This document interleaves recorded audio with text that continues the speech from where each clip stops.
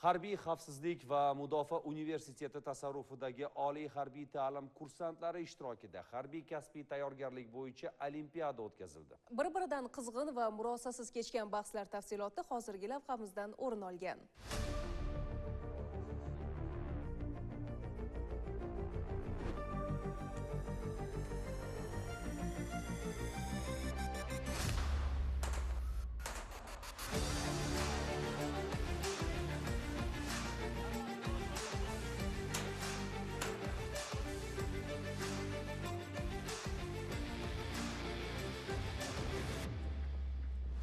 Quruqlikdagi Qo'shinlar instituti bazasida tashkil etilgan mazkur nufuzli musobaqada kursantlar nafaqat nazariy bilimlar, balki real jangovar sharoitlarga yaqinlashtirilgan amaliy shartlarda o'z mahoratini namoyish etdi. Xususan, taktik vaziyatlar asosida tashkil etilgan sinovlarda ishtirokchilar shartli dushman hujumini qaytarish, tezkor qaror qabul qilish, guruh tarkibida harakatlanish va murakkab sharoitlarda vazifalarni aniq bajarish ko'nikmalarini sinovdan o'tkazdilar. Bugungi kunda o'tkazilayotgan ikki tomonlama kompyuter o'quvida batalyon taktik guruhi komandiri lavozimida ish olib bormoqdaman. Biz Davlat xavfsizlik xizmati chegara qo'shinlari, Ichki ishlar vazirligi bo'linmalari hamda Milliy gvardiya bo'linmalari bilan hamkorlikda oldimizga qo'yilgan jangovar vazifani muvaffaqiyatli bajarishning bir nechta usullarini ko'rib chiqmoqdamiz. Xaritada qabul qilgan qarorlarimizni hozir amalda kompyuter o'quvlarida sinab ko'rmoqdamiz. Hozirgi vaziyatda biz shartli dushmanga qarshi o'zimiz qarorimiz asosida jang olib bormoqdamiz. Biz kursantlarni hozirgi davrda qatnashayotgan o'quvlarimiz kelajakda ofitserlik fazilatlarimizni shakllantirishga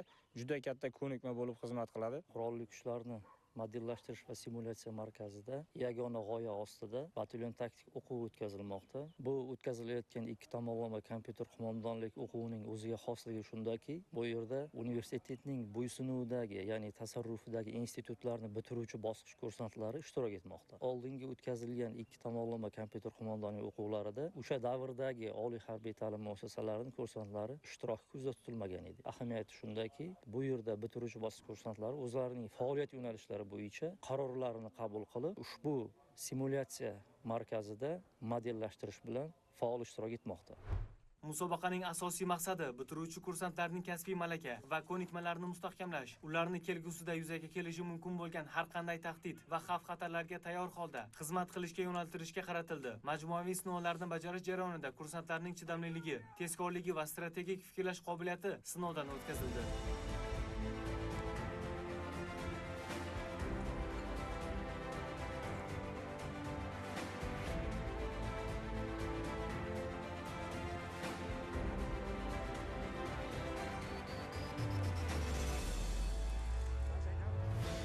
Shuningdek, kursantlar maxsus jihozlangan o'quv nuqtalarida o'tkazilgan bellashuvlarda o'q otish, dushman pozitsiyasini aniqlash va uni zararsizlantirish bo'yicha yuqori darajadagi tayyorgarligini ko'rsatdi.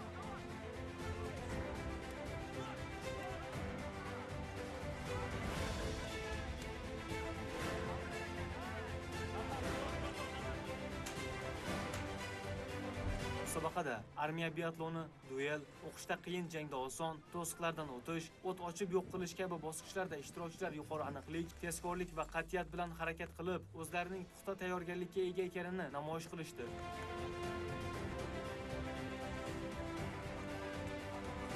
Mazkur olimpiada yakunida eng yuqori natijalarni qayd etgan kursantlar munosib taqdirlandi.